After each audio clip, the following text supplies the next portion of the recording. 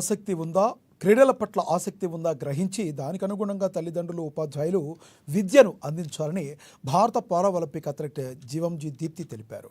నాచారంలోని Deccan spring global స్కూల్లో sports phase 2 రెండో రోజున నిర్వహించారు.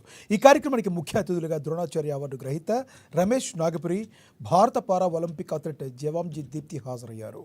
పాఠశాలలో జరుగుతున్న కార్యక్రమాలను, క్రీడలకు ఇస్తున్న ప్రాముఖ్యతను కొనియాడారు. చిన్నతనం నుండి పిల్లలను ఏదో ఒక ఆట ఆడే విధంగా చూడాలన్నారు. ఇక్కడ విద్యార్థులు మంచి ఫిట్గా ఉన్నారని, రానున్న కాలంలో విద్యార్థులను జాతీయ స్థాయిలో ఆడించే ప్రయత్నం చేయాలని, దానికి తన వంతు సహకారం అందిస్తామని తెలిపారు. మా స్కూల్ మేనేజ్మెంట్ కానీ, మా టీచర్స్ కానీ ఎవరైనా మా పిల్లల్లో స్పోర్ట్స్లో ఏ రకమైన టాలెంట్ ఉన్నా వాళ్ళని ఎంకరేజ్ చేసేందుకు మేము సిద్ధంగా ఉన్నాం. తర్వాత రమేష్ గారి సహాయ సహకారాలు కూడా ముందు తీసుకుంటామని నేను చెప్పాను.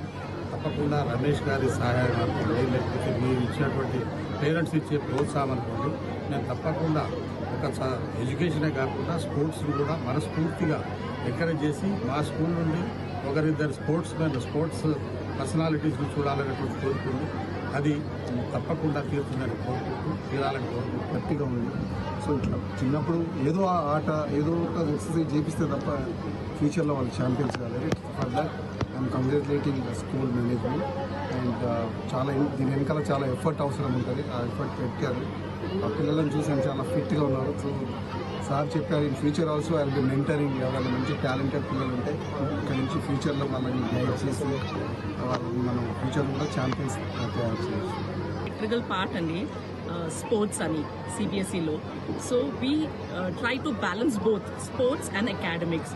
అండ్ మేనేజ్మెంట్ తరఫున I really thank Deepthi ma'am and Ramesh sir to come and grace this occasion because it's a big honor, an Arjuni award coming to the school, and not